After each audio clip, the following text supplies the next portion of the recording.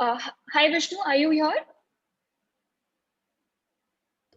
Yes, very much. Okay, great. We were wondering if uh, you joined or not. Okay, good. Your video is also on, right? Yeah, okay. I'm here. I hope you can see me. Yes, very much. So, yeah.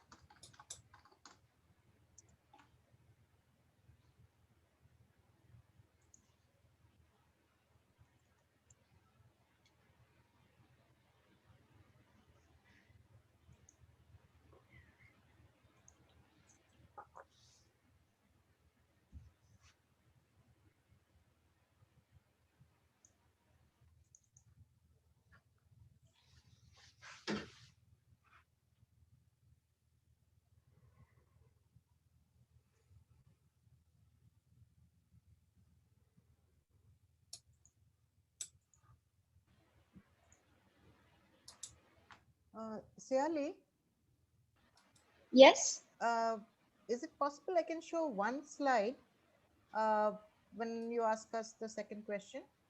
sure. Or you Yeah, want to share that with us, or you would like to share it? I can share it because I'm Then I'll just, give you share access. Yeah, I'll give you yeah, share screen please. Yeah, access. Okay, thank thank you. you.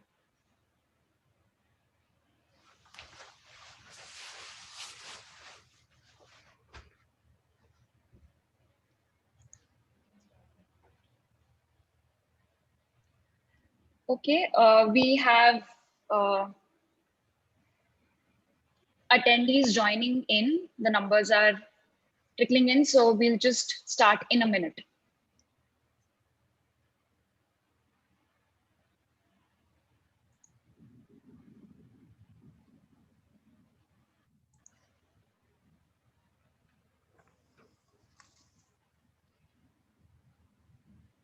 Tell Mani that he's already joined. Tell Mani that he's already joined. And he's on mute and off video.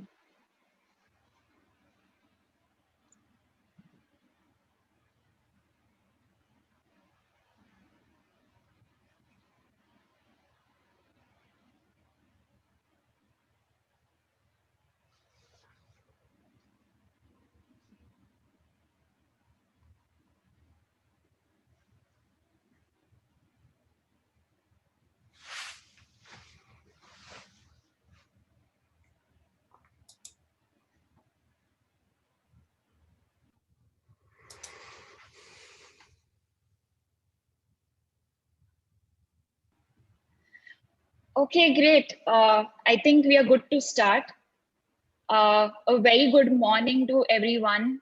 Thank you so much for joining us at this event. The timing is slightly odd. It's 10:30 a.m. in the morning, but thank you so much for joining us. We'll be starting the event now. And I will request Vishnu, who is the founding director at IHF, to please come in and welcome the audience, the panelists. Yeah. Thank you, Saili.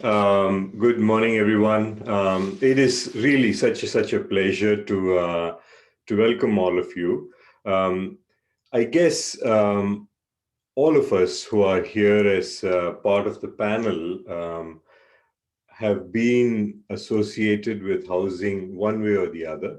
Happy to see you, Taval. It's been a long time since we caught up, and this group of people, I think all of us who are here, I call all of us as sort of eternal optimists in some way, because we are one of those bunch of people who refuse to give up on affordable housing.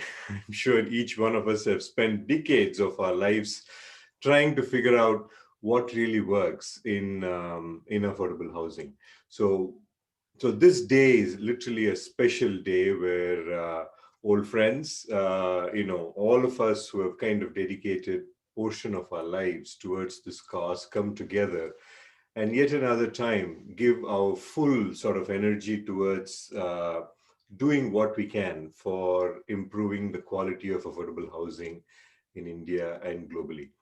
Now, I think many people have asked all of us, I'm sure, why is this such a problem? Why is this problem not getting solved? Why is this problem not going away? You know, what is so interesting about this issue is that the more the fundamental the issue is for human survival, the more harder it gets to completely take it away from the face of the earth. That's kind of what I believe in. So housing, food and shelter, roti kapda makan, as traditionally we all know as the fundamental needs of human society, it gets complicated as we try to unwrap every layer and see what's there behind us, behind each of that. So I think all of us coming together is the only way to even attempt doing something. And all of us know this. We all collaborate. We all have been open to talking to each other right from the beginning of our careers. And organizations like IHF, like each one of the organizations you all run are all open to solving this problem. And I think the more we are able to come together, we will be able to at least make a concrete step forward in this particular issue. So it is a very interesting time overall.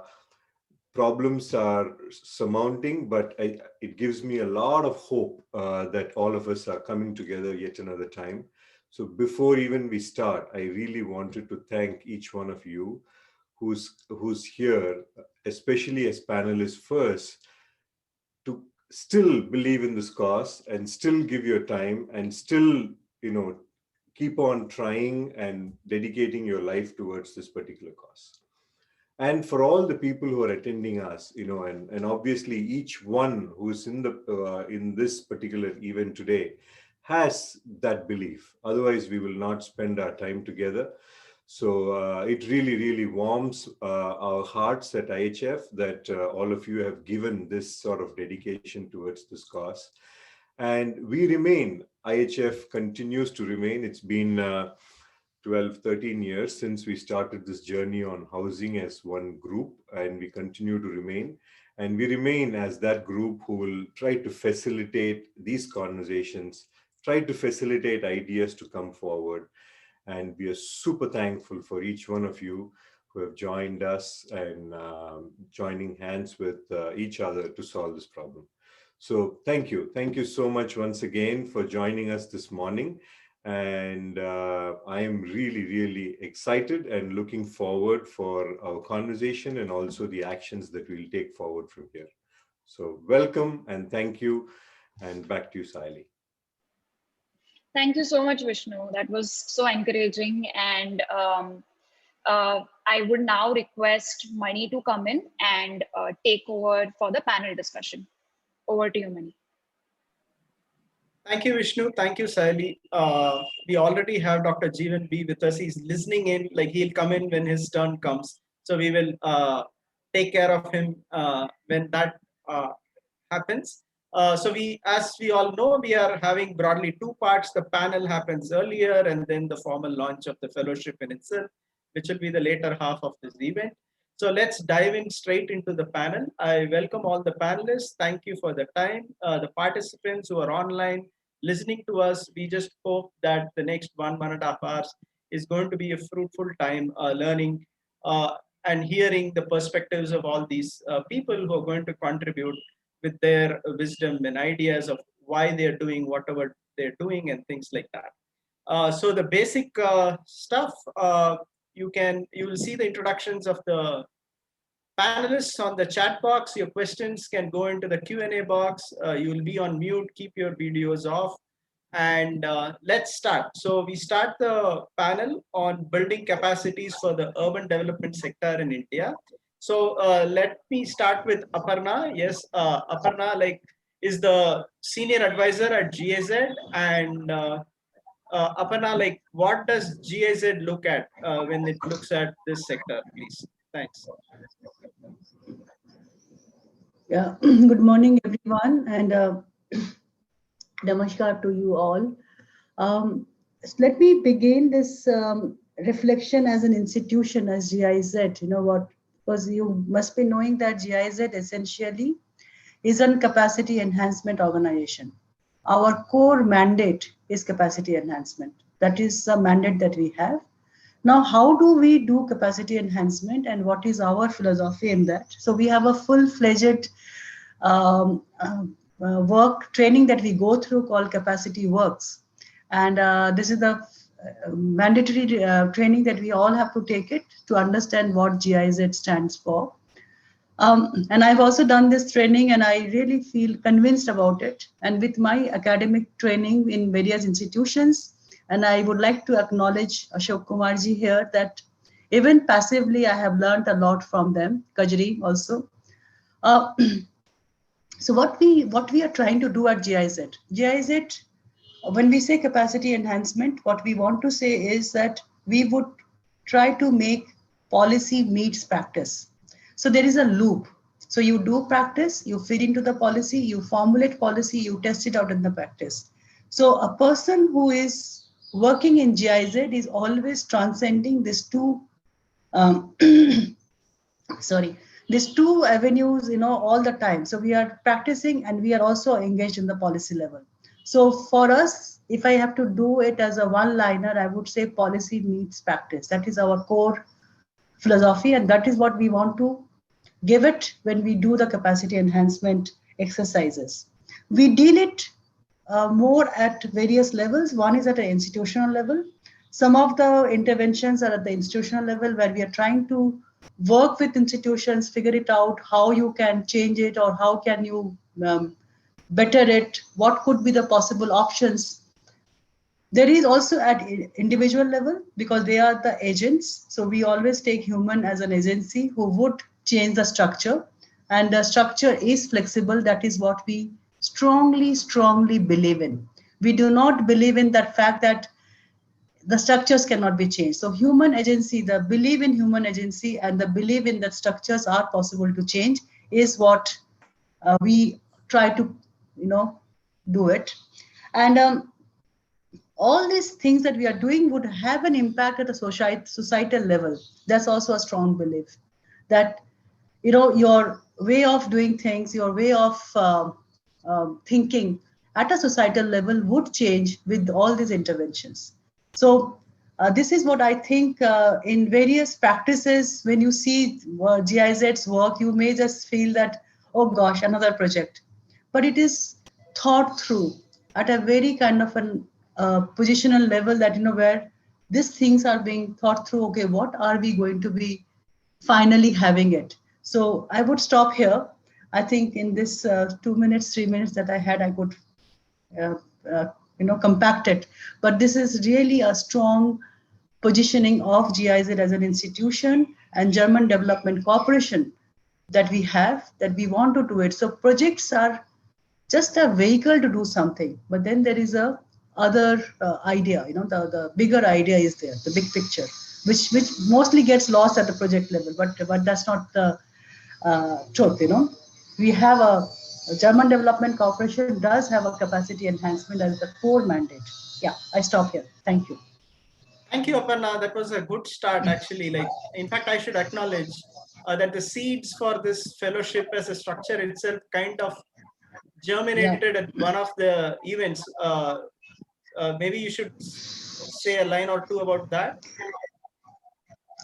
Yeah, so I think it's in 2016-17 when we had a chance to work with Manikandan, and what we came up with this idea called city to city network, because we are working in various cities and there is so much of energy and potential in each city, and when you make a network and you get all these young people, who have this, I really like that idea of shadowing someone who is senior, and then you be part of their daily life and you understand, it's very easy to sit and say, this is good, this is bad, but that's never the idea of any public policy making. It's the idea that, how it goes through, and then a young person who then sits there and sees this nitty-gritties, of how a file in that blue sheet moves from one table to the other. I think it's a big learning. It's a big learning, and that learning, if you are missed, only thing that one can contribute then is saying this is possible and this is not happening and all this. But what is happening, what is working, I think that also needs to be captured. And I think Mani and I shared this optimism, and I think Vishnu also in the morning reinforced that die-hard optimism, that optimistic that there are things that is also working. It is not possible that 1.2 billion Jagannath is just moving just like that. There is some things, and one needs to capture those points, and then figure it out. How do we improvise on that? Yeah. So I am very happy, to be here. That what we discussed over idlis and chais worked out. I'm very happy about it. Yeah. Thanks, Mani. Aparna. So I'll probably bring in Professor Dhaval Munani in here. Like, he's the co-founder and CEO of WeBuild, and also the director of affordable housing at Anant National University. We have a good relationship with the university itself, as they are an anchor institution partner at the fellowship as well. So over to you, sir. Like, how does Anant looks at this subject, like capacity building of this space? Yeah, thank you, Mani, and good morning, everyone. So, just to give a bit of context, Anant is possibly India's first design university. And what I mean by that is that we have multiple programs, but we focus largely on design. But we don't look at design or any particular sector in isolation. So, we take a multidisciplinary approach where I would say, things like experiential design, urban design, product design, architecture feed into each other. And what we also understand that when we are talking about urban capacities, there are two things that are central to it. When you talk about urban capacities, capacity building in India, one is that there are a multitude of disciplines. It's not only urban planning, urban management, or architecture, which is key to it. We have a lot more disciplines that are equally important: economics,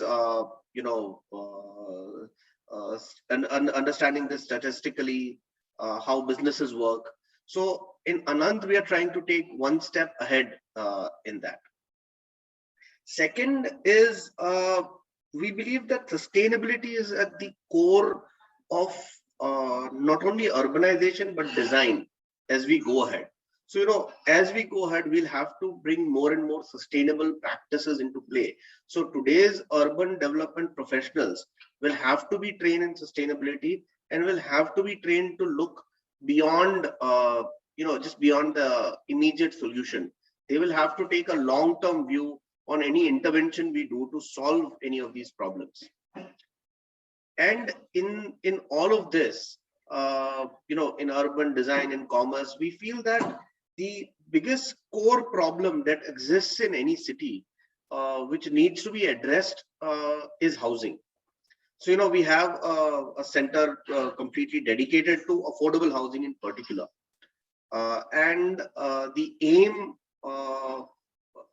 is that, housing cannot be looked at in a silo. When we look at government interventions done, when we look at policies put, they look at it in silo, but housing is equally related to, how the urban fabric is developing, how transportation planning is done, what are the financing mechanisms that happen at a macro level, what is the production capacity put by the government into these sectors.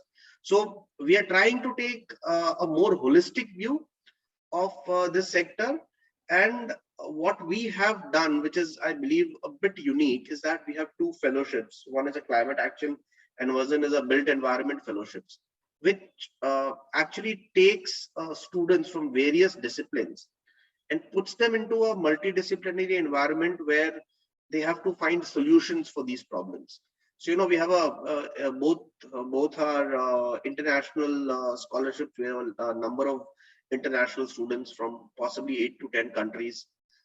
So it's an attempt to bring more people into the urban discourse. So we have a more varied urban professional pool to draw upon.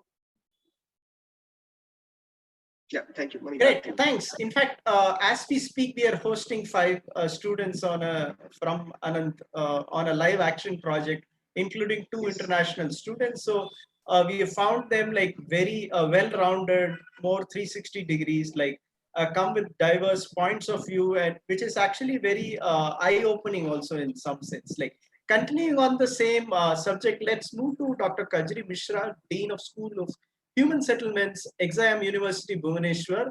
Welcome, ma'am. Like you also run like quite a unique programs as such. So take us through like how Exam University looks at this space. You are on mute. Thank you, Manikandan.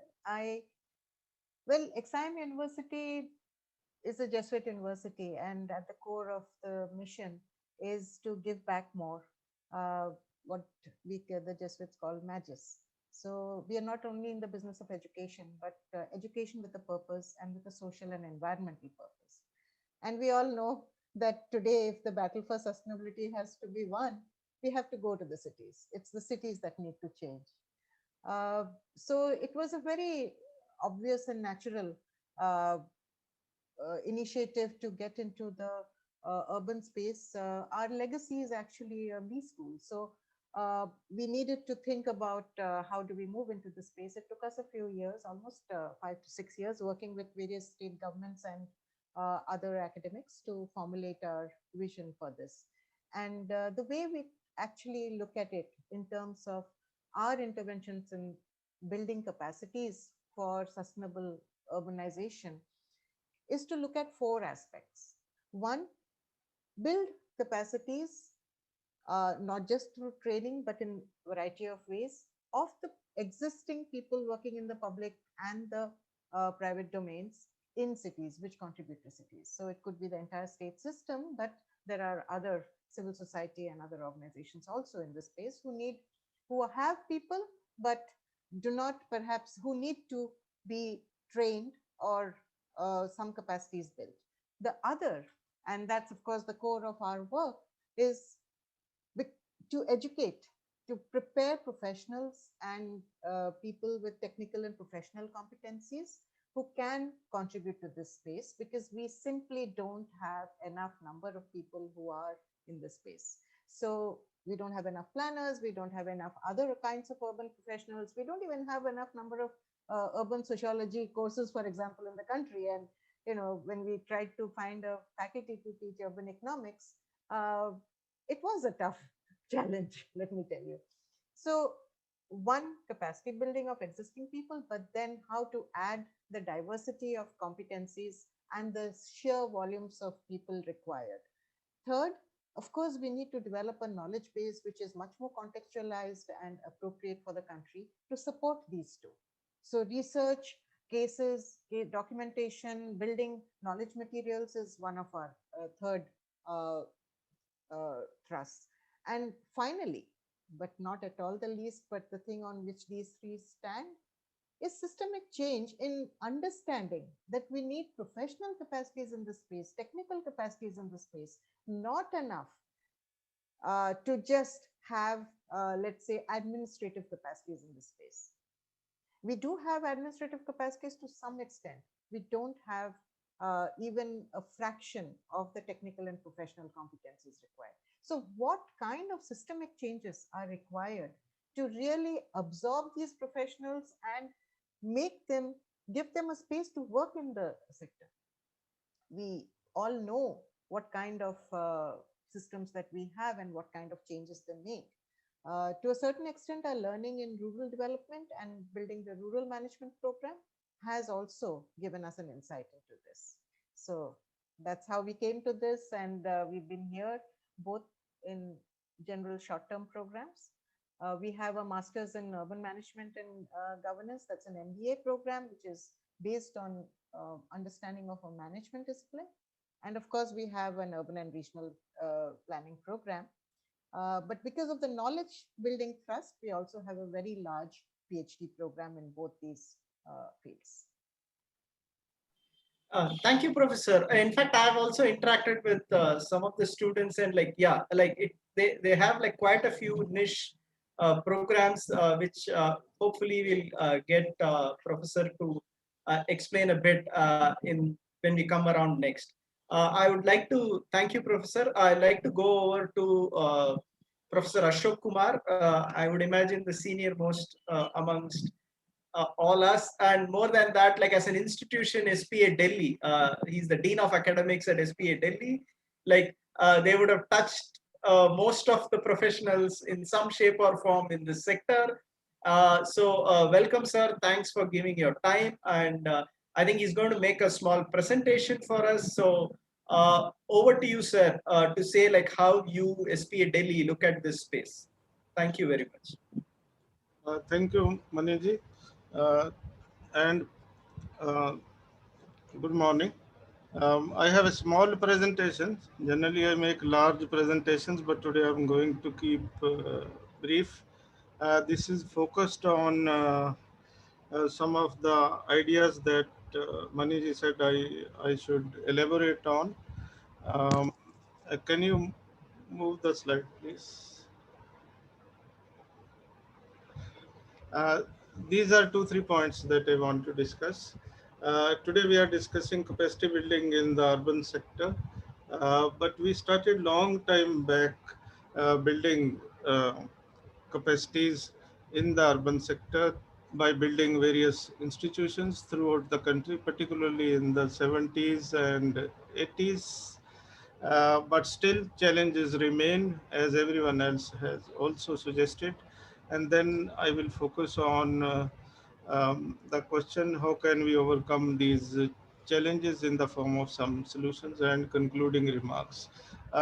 All of this will take me some 10 minutes or a little less. So let's go to the next slide, please.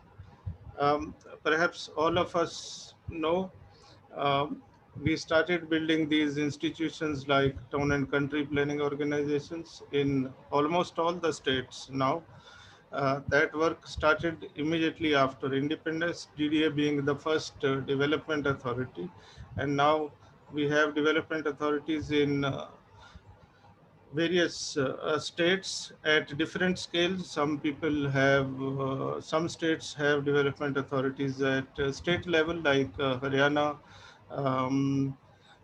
Punjab, and so on. In other states, you might find development authorities at city level like Madhya Pradesh, and so on.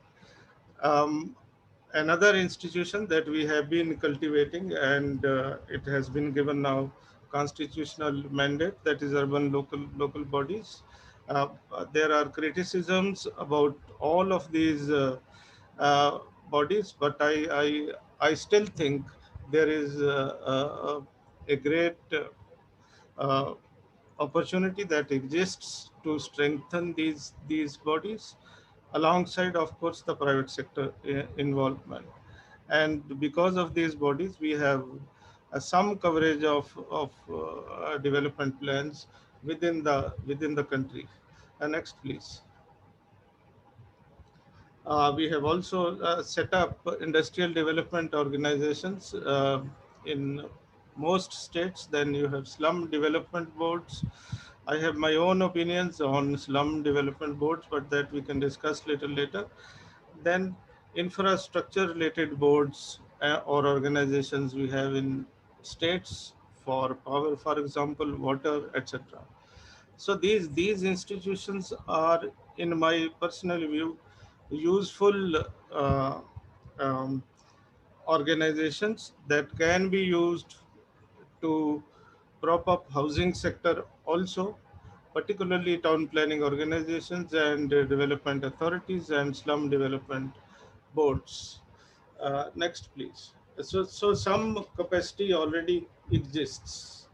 I will not focus on the challenges because most of us know challenges. Maniji, should I skip these 2 slides, please? Yes, sir. Yeah. Then I will go straight to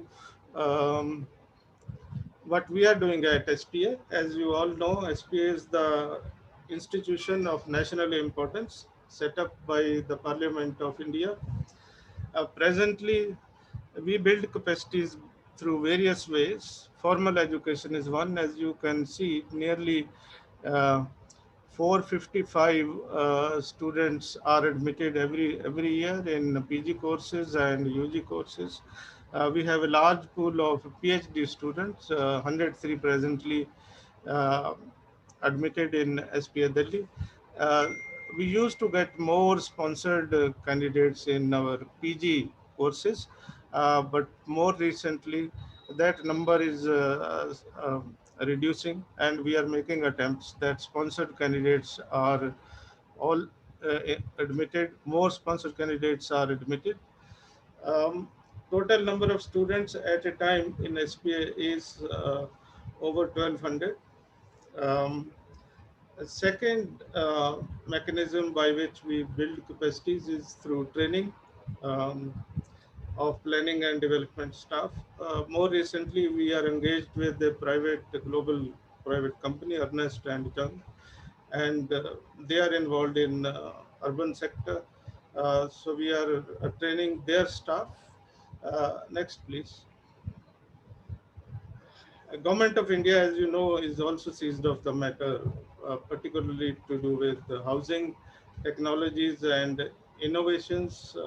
Ministry of Housing and Urban Affairs recently launched a new initiative called Global Housing Technology Challenge India, and it identified new construction materials and technologies from 30 countries. Within that context, this program works. And then they have set up in 6 states some flagship projects. Those projects would act as live laboratories for evaluation, assessment, certification, standardization, skill development. The idea is that we can adapt these and mainstream these state-of-the-art technologies that we have examined, picked up from 13 countries. So Government of India itself is heavily involved through Global Housing Technology Challenge India in the housing sector, more generally urban sector. Next, please. SPA is directly involved in a certificate program, Navrithi, expansion, new affordable validated research innovation technologies for Indian housing. This program was launched by Honorable Prime Minister on 2nd March 2019 in Delhi. The course is focused on innovative construction technologies, um, and was, like I said, was launched in 2019. This is being offered jointly by SPA and the ministry, particularly BMTPC. So we are directly engaged in bringing about change, building capacity. This is a short-term course.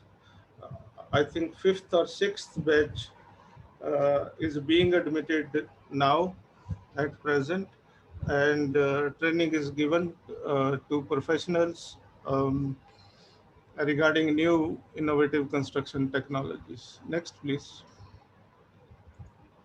These are some of the objectives of the course.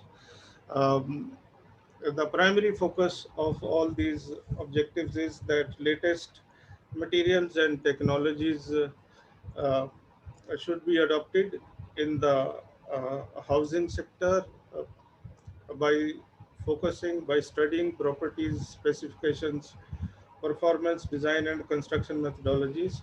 And this knowledge should be transferred to the professionals who are working in practice. Next, please. SPA continually plays an important role in nation building activities, particularly in the urban sector. We run a large number of research projects.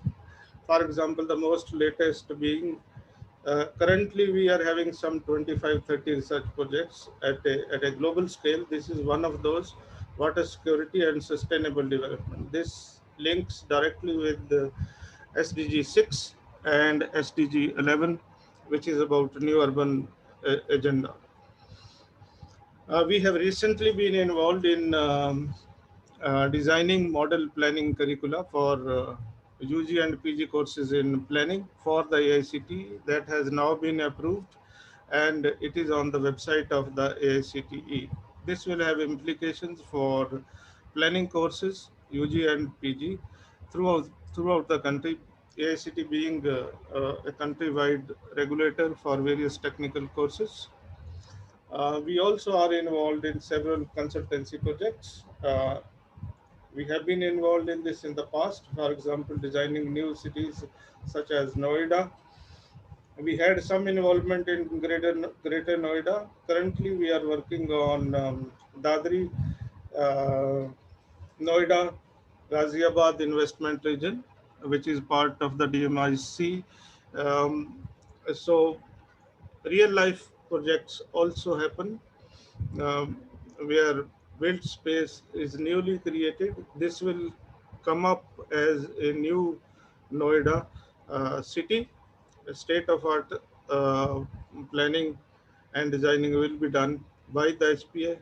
Recently, we have finished a project on making Indian railway stations universally accessible for the Ministry of Empowerment. So these are some of the real things that has implications for people on the ground. Can we have the next slide, please? So concluding, I would suggest that SPA is constantly engaged in policy making, policy implementation, designing through various ways. Formal education is the most important node, but then we also conduct short-term courses like Navriti training programs and state-of-the-art research work and consultancies. So these are some of the ways by which we are making our contribution at SP New Delhi to nation building. Thank you. For the moment, I will stop here. Thank you, sir. Yes, sir. Thank you very much. I would probably say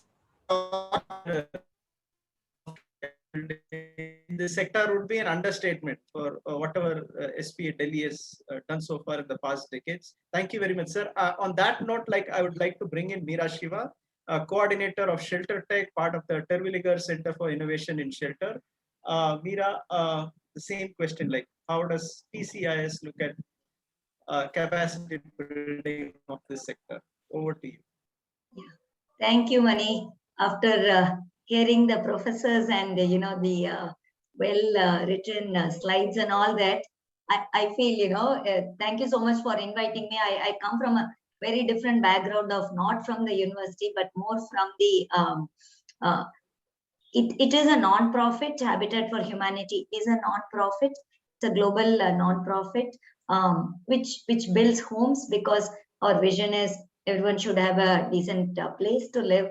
And as a part of it, so we work in 3 levels, or my work falls sort of at the 3rd level, which we kind of call as the 3 homes philosophy of how we want to enable the affordable homes to be made available to low-income households. So at the 1st level is Habitat, which works on a truly volunteer model where volunteers are also trained to build homes, and it's a very practical level approach of building capacity to through building the systems, the non-profit systems, to quickly respond when there is a disaster and rebuild homes and putting systems in place for that. The 2nd level is the Terwilliger Center for Innovation in Shelter, which goes beyond the philanthropic model and looks at market-based solution and being a facilitator to let the various market players look at issues and be able to solve them, so that the low-income households are able to get the product or service using, it's like a win-win situation for the market players also, which are for profit. They are able to get their scale and still get their profit, while there is a lot of options and choice for the low-income households. So we act as the facilitator and do that in today's context. I want to call it capacity building, but in general, all this facilitation to be it research work to understand where are the gaps in the market, and some constraints to understand why users do what they do, like all along the value chain. So that's the sort of work we do on the market system side. And the work I particularly do is called Shelter Tech, which is looking at new and innovative technology solutions, primarily, startups and others that are coming up with solutions, and how do we build some capacity in the innovation ecosystem, right? So it's a, very, very focused area that we work on to say, look, there are all these problems, and young people, right, or people with some experience and can retune some solutions and come up with something different, and how do we enable them, right? And as a part of capacity building, it's not a equivalent of the university classes, which is basically like give people knowledge, give them a place where they could try different things, right? Experiment on things, and provide them the environment where they are able to uh, test different things and have some success. Here it is beyond, I guess, passing the exam or getting the project report done. It is the validation is the low income households are willing to pay for it, right? Or an affordable housing developer is willing to take this service, or a microfinance institution is going to use this product or sees the value in this product. So that is the sort of capacity building we do in the startup ecosystem. So we run accelerator program, we run a pilot, which are through our catalytic grants, and guide them through the whole pilot project, and we do various research and other work so that everyone understands the opportunities in the market. And we also do this work with other investors who may also have to chip in, because it's a large space and it's a large problem, and capital is at the end needed, and we try to bring in beyond the philanthropic capital also the more impact investment capital through building, showing that there is a market opportunity there. So it's slightly very different from, and different approach to capacity building in the sector. Back to you, Mani. Thank you. That was another way to look at capacities in the sector, and like you do this quite well, and you continue to contribute on that side, especially on the innovation side of things. On that note, I'll come back to Mr. Monani. Like, what else do you think? Like, where else do you think like there is need for capacities? So, Mani, the problem with the sector is, I'm now looking at a practitioner point of view, is that we have not had any successes in the housing sector in particular from the private side. Now, if you see the government, till PMAY was implemented, till we had Rajiv Awas Yojana, Indira Gandhi Yojana, everything, we had a very, very small supply coming in. So we had this time in 2006, 7, 8, where after the market crash that happened, the buzzword was affordable housing. And at that time, you had a few players, particularly Monitor, if anybody would recall, who became, Deloitte, and subsequently FSG, Indian School of Business, at the Center for Emerging Market Solutions, that tried to look at this as a business. And you had a lot of startups who raised a lot of money. So Monitor was instrumental in a lot of that. But then you had companies like VBHC, and you had even other large companies looking into this space. But when we look at it, 10, 12 years down the line, we see that from the private side, nothing has happened. And the government, though, has built something like 3.4 million houses, is I think that's the last number that they have put out. If you remove all the noise that is around there, the amount of direct and indirect subsidy going into a house that the government sells for 7 lakh rupees is virtually 12 lakh rupees. So you can imagine the scale that this is not sustainable. The private sector has to step in, and that's where we need to build capacity. Now, how do we build capacity? That is a big question. One of the reasons that I think my colleagues very rightly said is that the construction sector in India, if I were to take the liberty to say, is quite backwards. We still go with very conventional forms of construction. And one of the reasons is that only the conventional forms of construction are possible to scale up. When we look at a lot of technologies, the problem with these technologies is that they sound very, very, very good on paper. And I'm a big proponent in technology. Each of the projects we did, we used to import some technology. from Malaysia, Vietnam, Turkey have done it all. Problem is scaling up and the whole approach to it. So the sector needs to become more mature in that way. Second, the key to this is that anybody looking into this sector hasn't looked at financing. We all talk about demand side, and we talk about microfinance, access to finance, and India has I would say by far the most robust informal financing mechanism for end users, for customers in the world.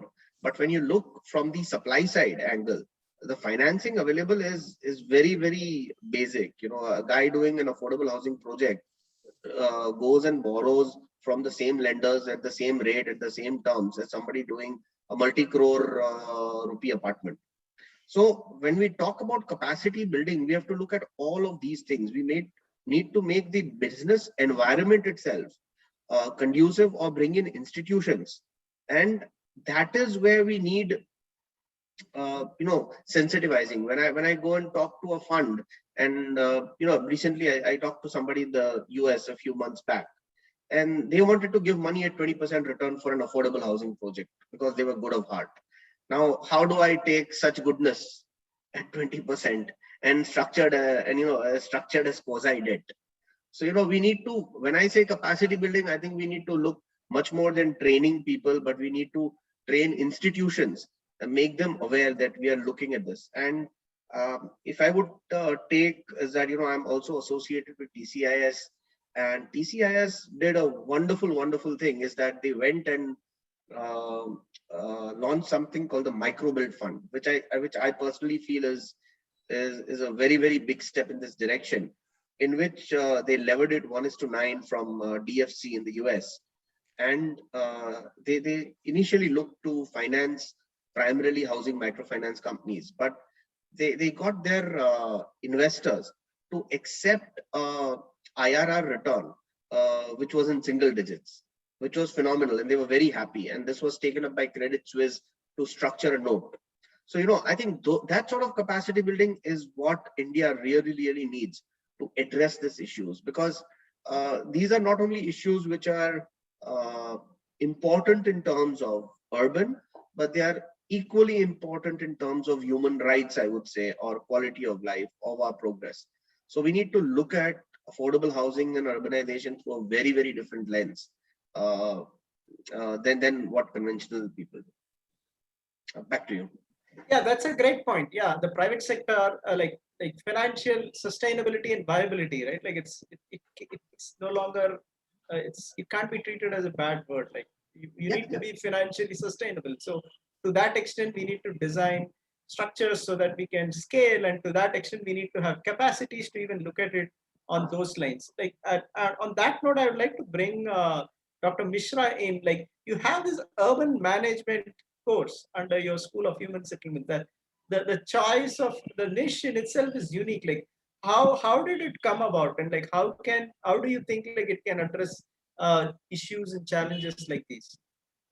The right question to ask me, Manikandan. If I may, you see, when we started, we wanted to understand what kind of capacities are required, and in a very holistic and integrated way. So we actually took, it was almost like a research project, and we developed an idea, a kind of a mapping of the competencies required. If I may just share my screen and show just one slide, I think it will be, can everyone see this? Are you able to see this? Yes, ma'am. Yes, you have to show slideshow, I guess. Yeah, that I'm doing. You can see the. Yeah. Can you see this now? Yes. Yes, go ahead, yeah. Please.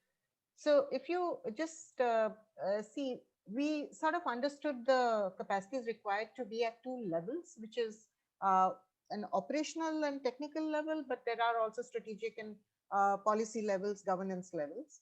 And then when we sort of mapped it on this continuum of technical to managerial and from the strategic to operational, it sort of neatly fell into place as to the kind of professional capacities we already have and what kind of people we needed. So we already have architects and engineers, whether they're sufficient numbers, but at least they're in large numbers in the country, which you can see in the top right quadrant, which is the darkest gray. We already have them. They are technical and operationally qualified to actually do the work, and they are operating in the space. We also have in the diagonal, we have administrators, the policymakers, the urban managers who function as urban managers, also the bureaucrats. So we have a lot of policy and governance at that level. We have people. A lot of them do not have special capacities for the urban or habitat sector, but as in many other sectors, they develop this on the job, and they do that. We have also, just above that, planners. Extremely inadequate numbers, as everybody who's in the sector knows, and also perhaps new ways of teaching planning and new content in planning is required in the country. What we were completely missing is any kind of management understanding on urban operations, on urban finance, on whether it's housing finance, infrastructure finance, anything. So the whole core of management science as applied to public systems for the urban systems, this kind of space in the country was empty. We really had nothing in the space. And that's the lower right quadrant. And that's where we decided to start. And that's where we developed this MBA Urban Management and Governance program. Have thought of a undergrad in that also, but currently then this seems to be what is needed. The advice was, a lot of the people working in the space told us, we have planners, and if we want them to actually work on projects, we have to train them for 6 months to a year on understanding the financial aspects or the operational aspects, the coordination aspects. We had the MBAs who went to work for such entities and who didn't understand cities at all. Cities are probably the most complex phenomena, right? So they needed to understand cities the way planners did. So this is a combination of both. Management professionals who understand the complexity of cities and who understand what working in the public space, working for citizens instead of consumers, what does it mean? So to that extent, I think we have made a start on understanding the space and offering some kind of professional capacity building program and educational program, short-term programs in this space. And that's where we are. The other aspect that we also realized is that it's not enough to be in the classroom. We needed people who really knew the realities outside the classroom. So, and it is not in terms of field projects only, taking up a studio project, a field studio or something, which all the design fields do in any case, including planning, but also actually working in the existing systems. So we have what we call a municipal immersion. Second, our internships are all in actually organizations which are working either with governments or by themselves in the field. So they spend almost like 1/3 of their time, 30% of their MBA program actually in such immersions. And the municipal immersion in particular has been the most learning component and the most appreciated by wherever they go and work, because nobody else really can out of school immediately understand how to work with municipal systems, the limitations, the challenges, the opportunities. And so we are very proud of this program, Manikandan. We are really proud of having come up with this idea. We still have a long way to go. Obviously, we're just starting. Yeah, thank you for explaining the rationale. I'm not going to comment on it. I'll probably bring in Aparna here. Like, she works quite a lot with cities. Like, so Aparna, like, what does cities require? And do you see something like this is what the cities require? Like, Kajriji, you have to stop sharing this. Aparna, you're on mute. Sorry. This is my enthusiasm to speak, that I'm speaking to myself.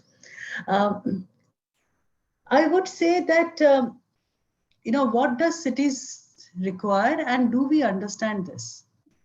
And I would also respond, because while Kajri was speaking and all of this, even Mr. Monani also was speaking, I'm just wondering that when I'm studying your courses, what is my aspiration? Do I aspire that I would go and work in X municipal corporation or municipality?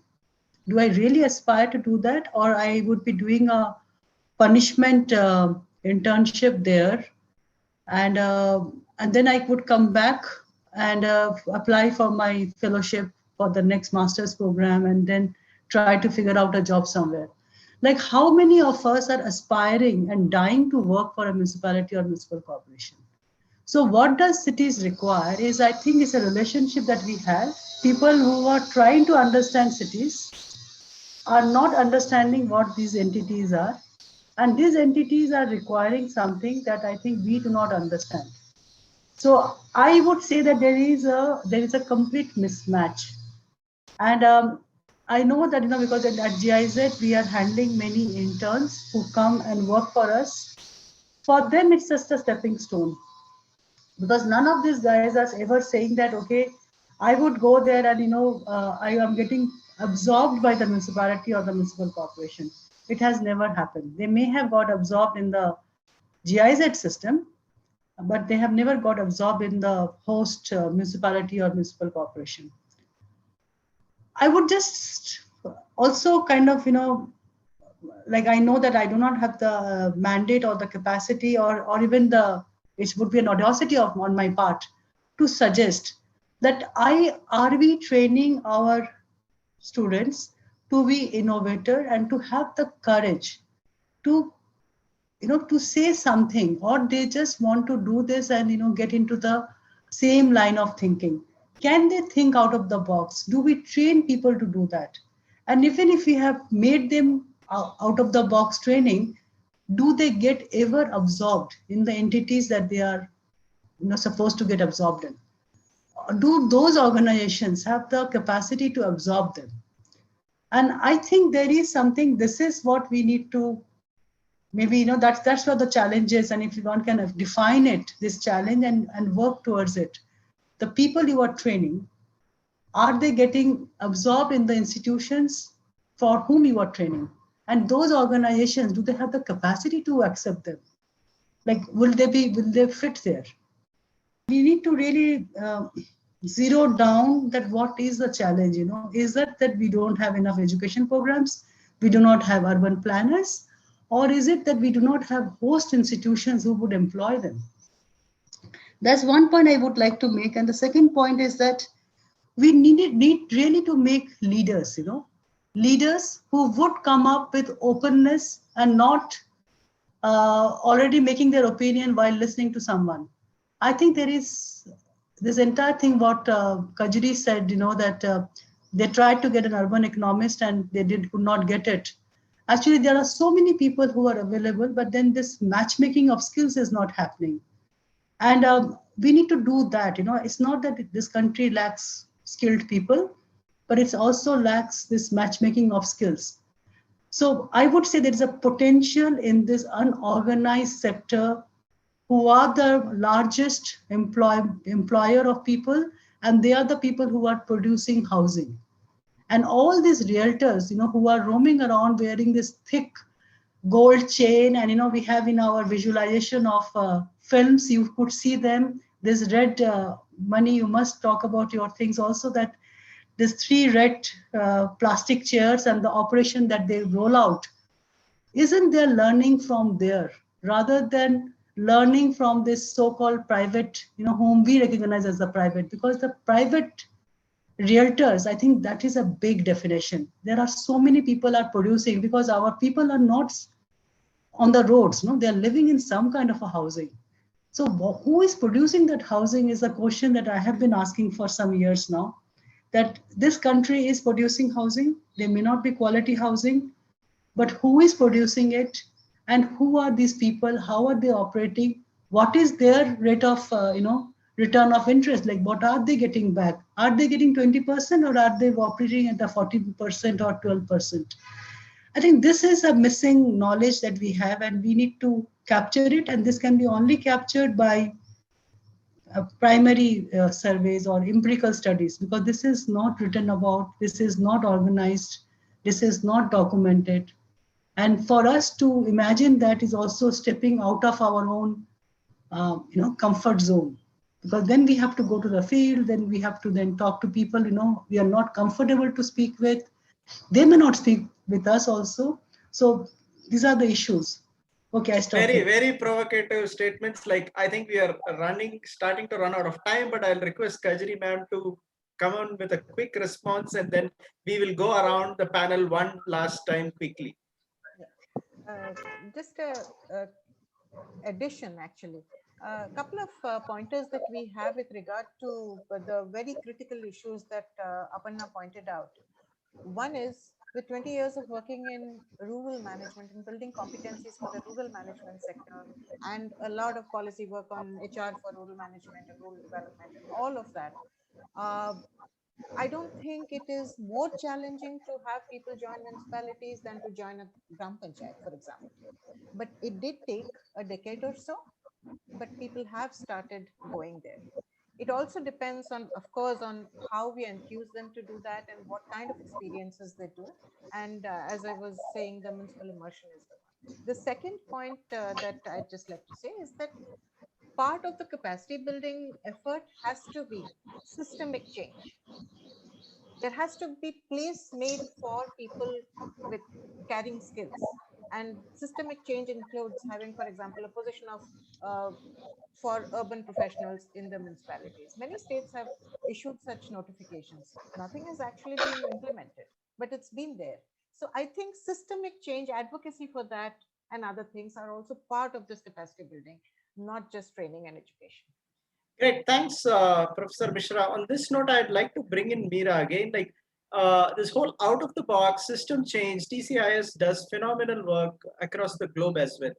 Maybe you need to say things about what you do across the globe, Meera, please. Yeah, sure. So yeah, I mean, I'm glad you brought up the word out of the box, which Aparna mentioned, because to her point of what are we, right, where are the gaps in the system, and right, are we addressing the right capacities that are needed? And to quote Archimedes, right, all he needed was a crowbar to lift the world, right? I mean, so if you had the right tool and we empower people the right way, they would do it. And with that, and we believe that innovation and right, the young or the driven people who are the entrepreneurs, right? I mean, they don't mind working in very difficult conditions, right? Because they are driven by their passion, they have a vision, and this is what they want to see. And if you orient their vision into, look, that also gives you business, and right, that also serves the end goal of the low-income beneficiaries. And this is a very universal quality of human beings, right? To be entrepreneurial and to be pioneers in their field, and be it research and taking it. And that is the spirit, right? We are trying to tap in this out of the box thinking, and we do have actually one startup that makes a house that is out of the box, right? Like you open a box and you get a house sort of a thing, right? So, and that's the kind of thinking we are working on promoting all over the world through our Shelter Tech program, which includes accelerators. We have run programs in Mexico, in Kenya, and in India with CIIE. Currently, we are running programs in Southeast Asia and Latin America. And we have a Shelter Venture Fund, which is a very focused seed capital provider under 500K USD kind of funds. We try to be the very first institutional donor, so that, I mean, equity investor, so that using this money they are able to build scale and attract a later stage of investment. So the capacity comes in offering support to them through this, and we actually take a very global view. And India is, among the more leading ecosystem in terms of innovation. Also, we have been able to find very good startups, and this cross connect between the startups in different countries has also helped transfer knowledge and just share notes on what do you see, what do I see. And we had this great conversation between entrepreneurs from Kenya and India, and they said, oh, all our systems seem to be like cut off the same cloth, right? Like it's just, you find how it's amazingly similar, and how people have been able to find learnings through this kind of capacity a bit more globally also. And I don't know if I'll get more words in, or this may be the last round. So I just want to thank this effort. This is a great thing that not just private sector needs, everyone needs this, and all these solutions come together, because it's not just, as Dhaval also pointed out, it's not just what government alone can do, or something that multinational could do, or non-profit could do. It's everyone has to come together for this, and that's where all of this capacity building from various angles is needed. And I'm really thankful that IHF is doing this, and all the best.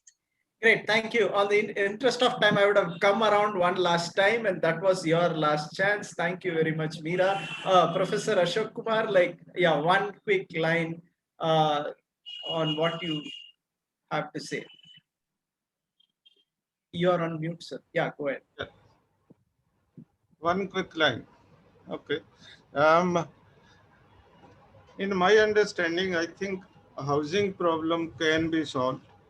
There is no two views about it in my understanding. I think we have to first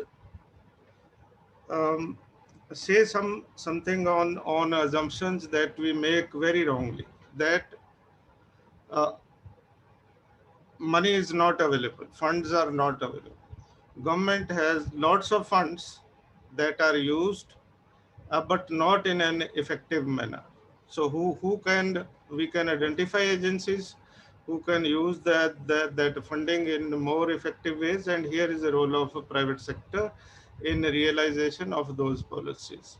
So I would suggest, if government sticks to policy making and implementation, because government is very poor in implementing policies, whereas private sector has more is more efficient and can play a greater role in implementing those policies.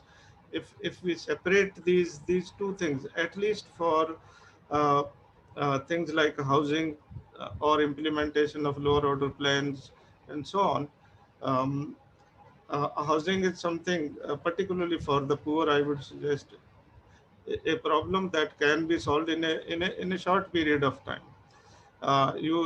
Several of you may not agree with these kind of assertions, but we have been calculating how much land you require for urban India to house everyone in a decent house, 2-bedroom with all sorts of facilities. And it's not large amount of land, let me tell you this, and it is also not large amount of funding that you require to provide that housing. We have complicated a very simple problem into unnecessary complications by designing programs which are not really helpful several times, by making, earlier we used to say government makes good policies. That notion is no longer true nowadays. We make bad policies and we do even bad implementation.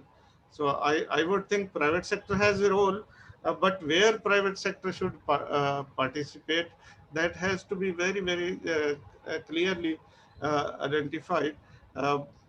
Because you cannot stop this idea that private sector will come in only to make profit. That is the soul of private sector, and we should not condemn that also.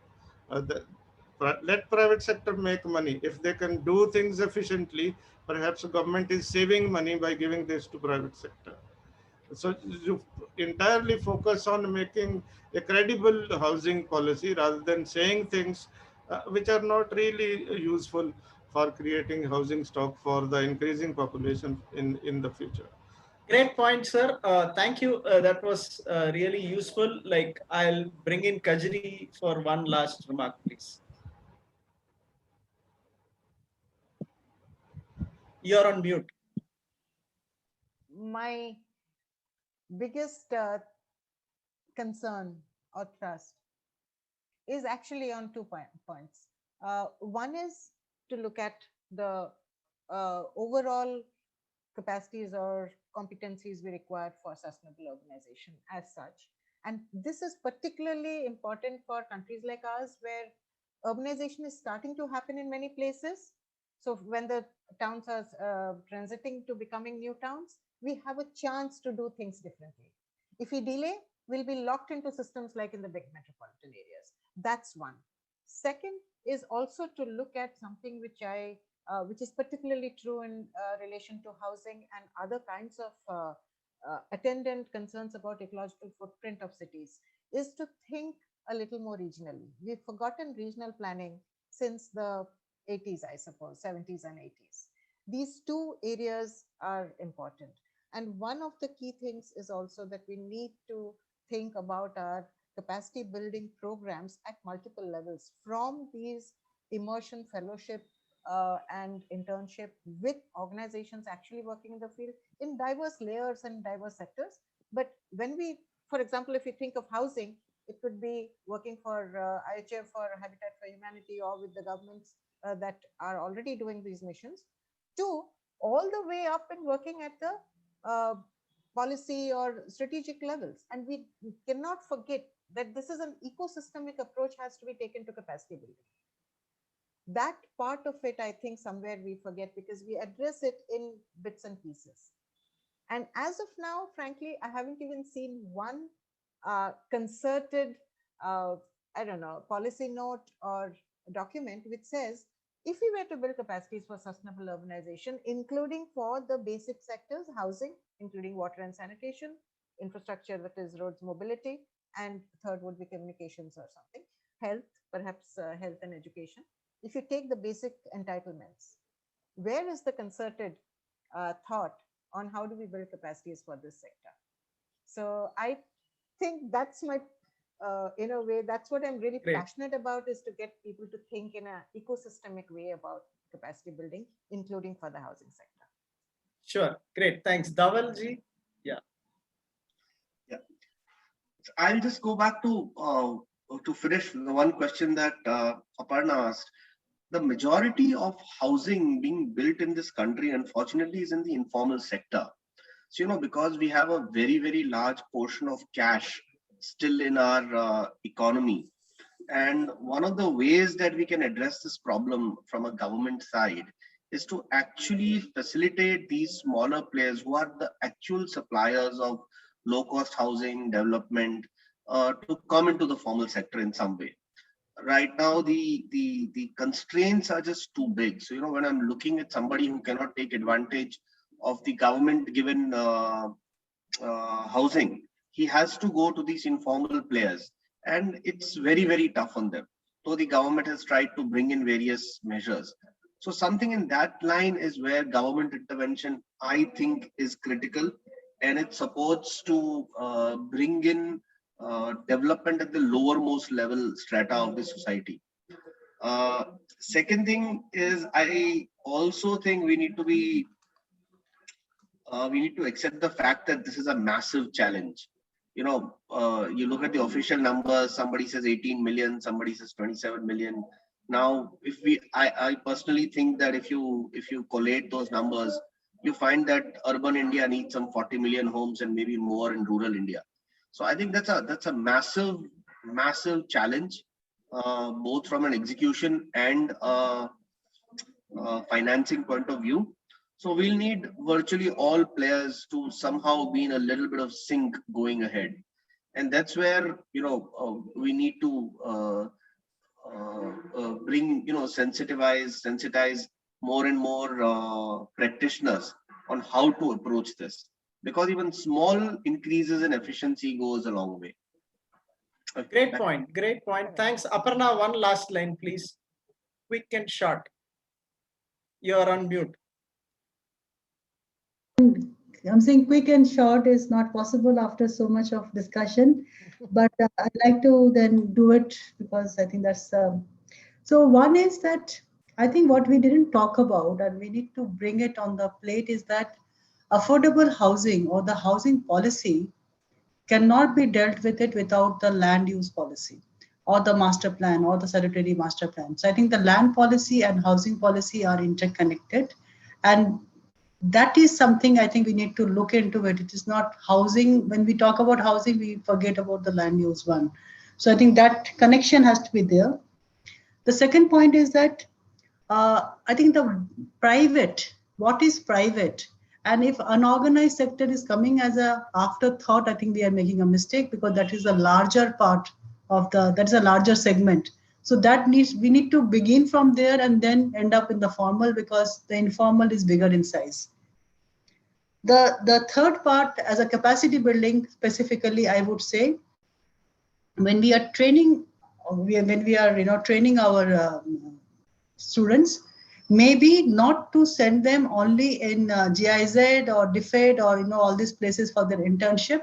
If you can think of putting them in some local broker's office, or some private who operates in this plastic chair kind of a stuff, make them shadow those institutions, those entrepreneurs. I think we would really get a lot of learning from that. So Mani, this is an open challenge to you, that if you can get internship and you can identify those people whom you have identified in Orissa, and let them shadow them for 6 months and write their field notes. I'm really thinking that there's a lot of learning there, and we can make better business plan and better entry points if we know how do they operate, and codify this. So I think in the films and in literature they have done it, but as a practice we have not. I think that's a gray zone for us.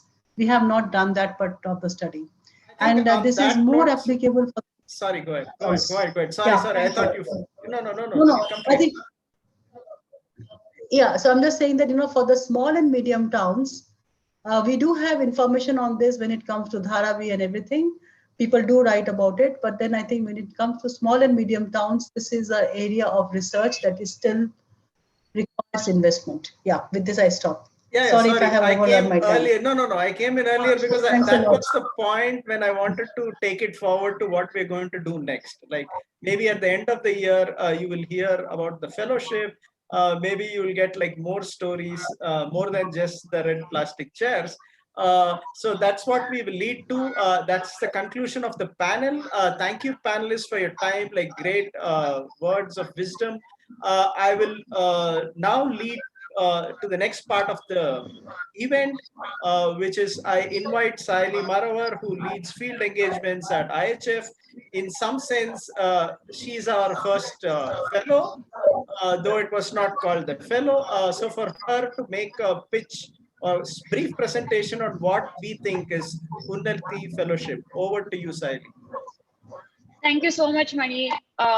In the interest of time, I'm going to quickly get started with a very small deck that we are using this opportunity to present to you.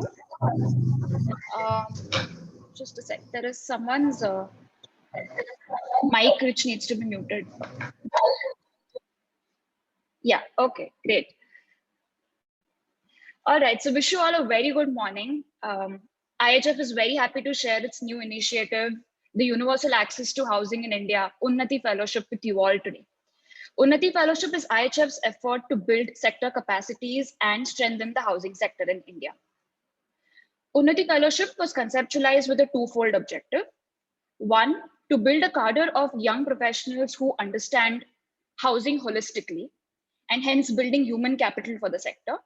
And two, to provide strategic and implementation support to state governments in the implementation of their housing interventions, hence building institutional capacity. IHF, in its mission to build human capital for the housing sector in India, believes that creating immersive experiences for these young professionals is key to achieving this mission.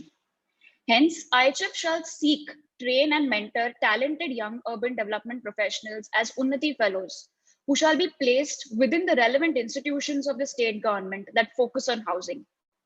The fellows shall receive fellowship support in multiple ways, ranging from access to a wide stakeholder network that IHF has built over the years, mentorship from industry experts and practitioners, capacity building, training, exposure, immersion, and knowledge. On the other hand, the fellow will contribute and bring value in multiple ways. On the implementation, the fellows will co-create scalable solutions with the state to real-time challenges of housing policy implementation and demonstrate these via pilots. Further, the fellows shall then ensure replication and scale by building the necessary human and system capacities within government and/or other stakeholders in the housing ecosystem. The key contribution that the fellows would be doing is to leverage the network that IHF has built of the diverse stakeholders in the low-income housing space and facilitate new partnerships between government and non-government entities, providing the necessary liaising and coordination support. Finally, the fellows shall also leverage their field exposure and bridge the literature gaps in the sector by contributing to a very application-oriented knowledge products. The duration of the fellowship is for 1 year, during which the fellows shall be working hands-on and maximum learning will happen via this mode. However, at UnATHI Fellowship, we strive to open as many learning avenues as possible for the fellows.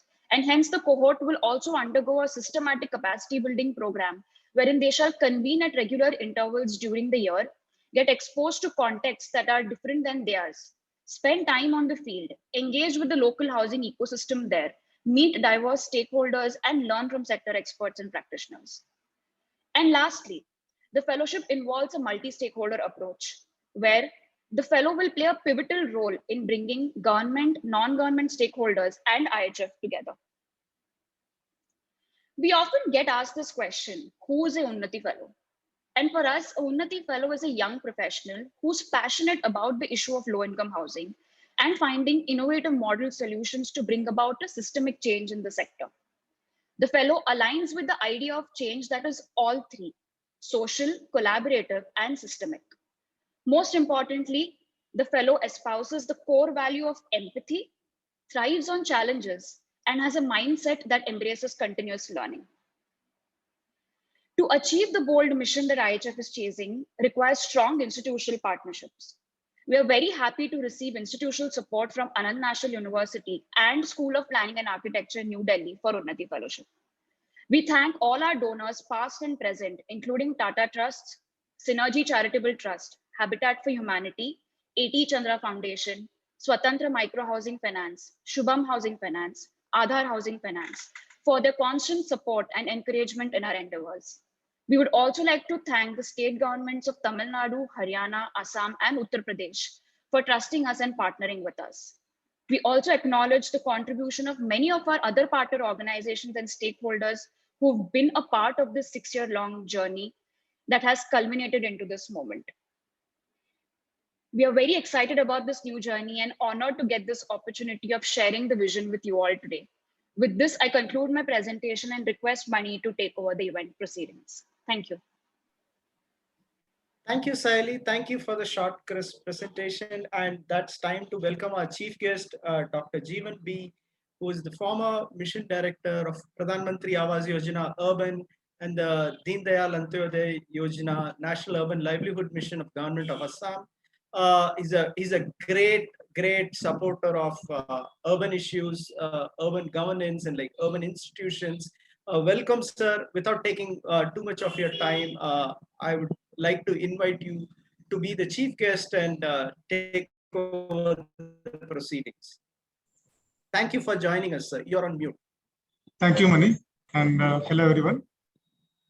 First of all, I would like to congratulate Mani that he assembled different people from different sectors related to urban development, and it's a wonderful forum. In fact, I told Mani that I'll carry on with my work and meanwhile I'll be glued to the screen, but in fact I couldn't do anything else other than listening to the conversation, and it was very interesting. And I would like to suggest further, without taking much of your time, Mani, why don't we institutionalize this forum, and on the lines of say, for example, defense forum or something else that is going on in different sectors, we can also have a forum on the sustainable cities or forum on affordable housing.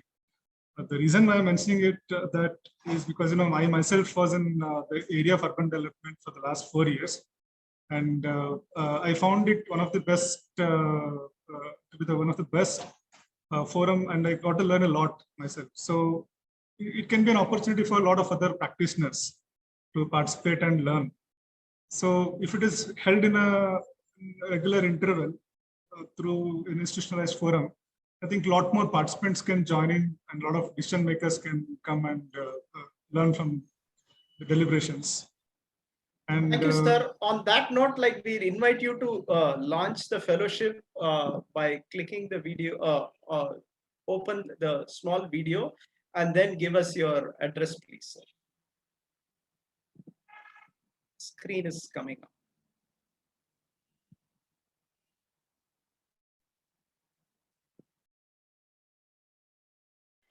Yes, just a sec. We are doing it. 1 minute.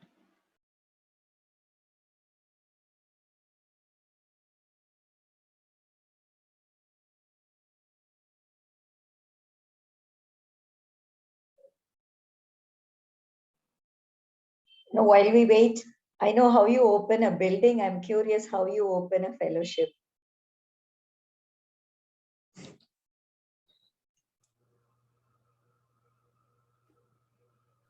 Sir, request you to launch the video. Thank you. Yeah.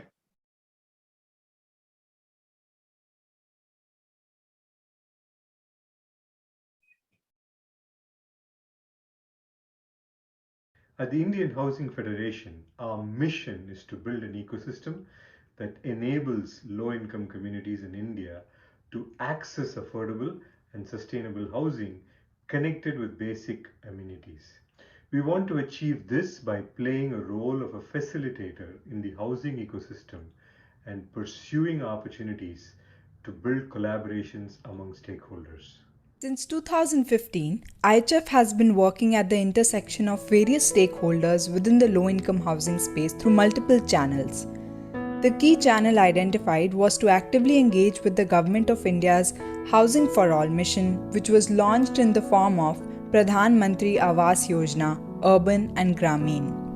Over time, IHF has provided support to several state governments, and from these experiences, it has gained a deep understanding of the implementation challenges, capacity constraints, and opportunities to scale up the low-income housing segment. One of the major realizations is the lack of young professionals who understand housing holistically. IHF combined its two objectives of supporting the state governments and adding a cadre of housing professionals in the sector, thereby launching the UnATHI Fellowship. UnATHI is an acronym for Universal Access to Housing in India, an idea that we at IHF are committed to. The UnATHI Fellow shall be placed in the housing or urban development departments of the respective state government to support them on predefined problem statements. The fellowship seeks to build and strengthen the capacities in the housing sector via immersive training of young professionals that combines both social and technical skills. This year, we have a first cohort of 6 fellows who shall work in the states of Assam, Haryana, Maharashtra, Tamil Nadu and Uttar Pradesh. The UnATHI Fellow shall inspire a culture of collaboration among a range of sector stakeholders, that is, the government, non-profits, for-profits, sector experts and academic institutions in order to influence housing policy implementation that shape practical urban outcomes. We look forward to an exciting year ahead and a brighter future for the low-income housing sector in India.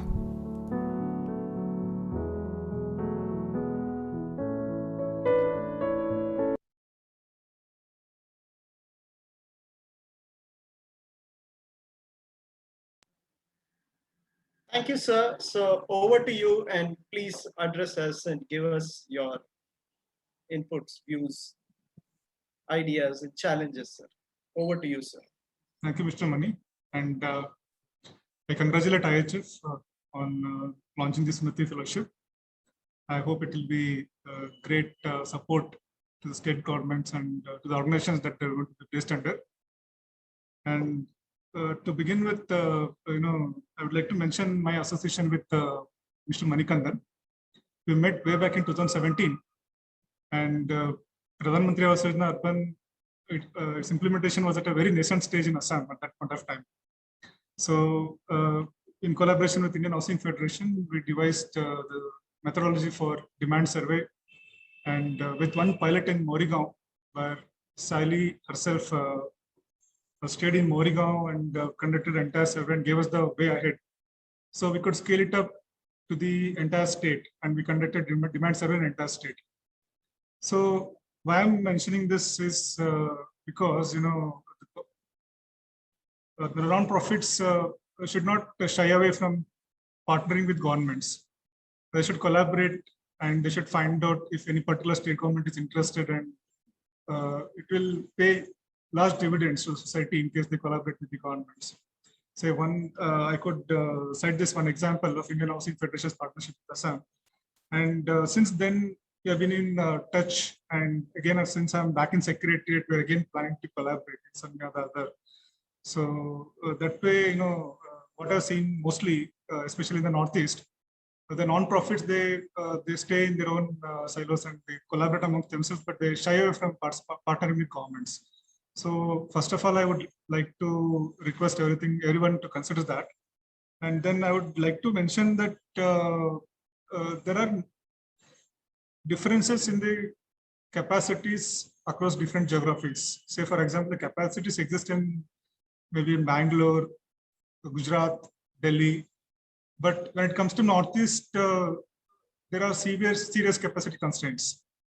And when you see the number of cities in India and or the urban local bodies, it's 3,700.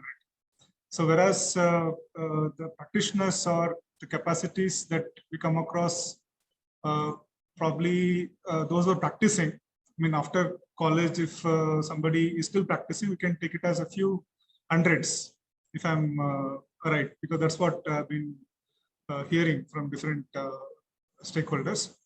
So such sort of program for fellowship definitely will go a long way in addressing this capacity deficit. And one more issue I'd like to point out, there are different specialities, but again, those specialties function in silo.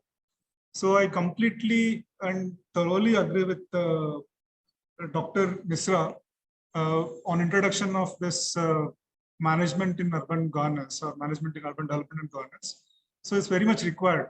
And with a a brief understanding of different specialities and one person to manage and with a brief understanding of everything, like a general MBA, will definitely go a long way in building capacities.